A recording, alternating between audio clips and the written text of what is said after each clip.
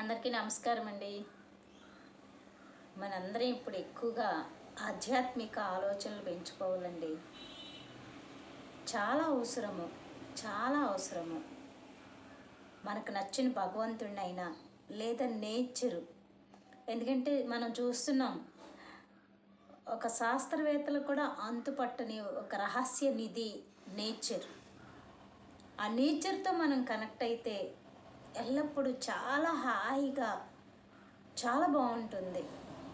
మనసు అనే సంచలనం నుంచి బుద్ధి అనే వికాసముతో, స్థిరత్వంతో, ఏకాగ్రతతో ఉండగలుగుతాం నేచర్తో కనెక్ట్ అయితే.